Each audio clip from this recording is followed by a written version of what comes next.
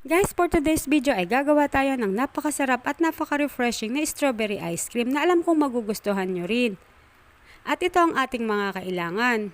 Siyempre, ito ay request ng isang subscriber na si Miss Catherine Ann Robles. Shout out sa iyo, Miss Catherine. Sana magustuhan mo ang video natin dahil ang request mong strawberry ice cream ay isa sa mga flavor na gustong gusto ng aking family.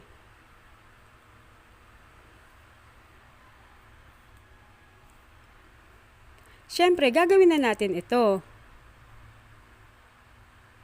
Meron akong 20 pieces na fresh fruits na strawberry na hiniwa ko sa tig-apat.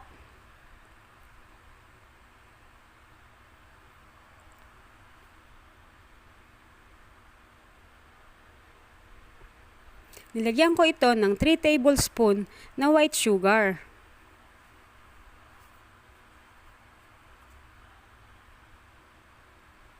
Siyempre, iluluto natin ito sa mahina lang na apoy. At habang niluluto natin ang mga strawberries, ay minamash ko ito.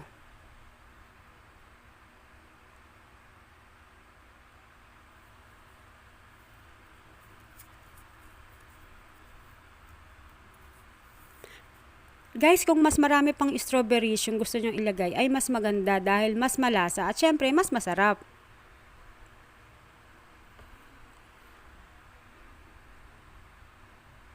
Ayan, at ready na yung ating strawberry jam. Isa-set aside muna natin ito at papalamigin.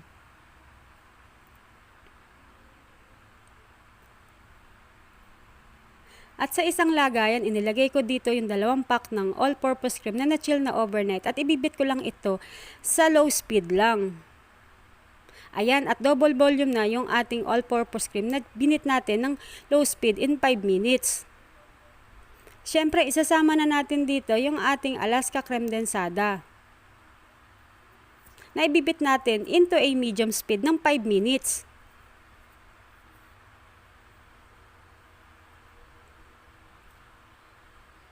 Ilalagay na natin yung ating strawberry jam at ibibit natin ito ng 5 minutes into a medium speed.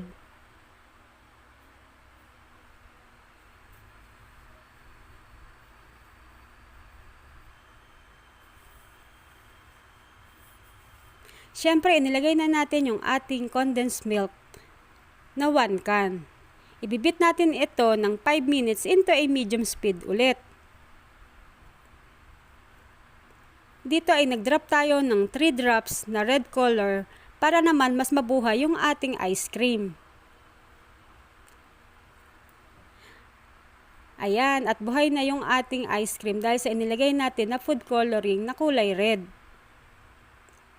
Ibibit lang natin ang ating cream ng 8 minutes hanggang sa maging well combine ang lahat ng ating mga inilagay.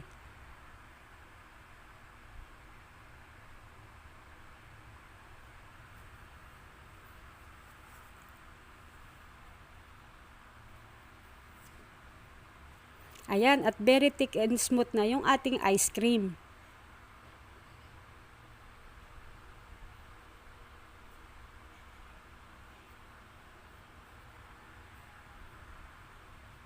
Ayan, at ready nang ilagay ito sa lagayan at dito inilagyan ko na ng chocolate syrup yung ating lagayan. Guys, masarap na combination yung chocolate sa strawberry.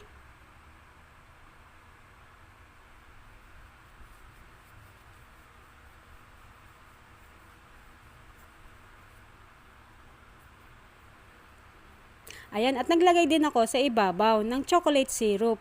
Siyempre, palalamigin natin ito sa ating freezer.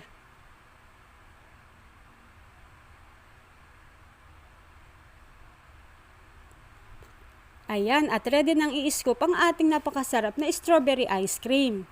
Ayan, Miss Catherine Ann Robles, sana magustuhan mo ang video natin.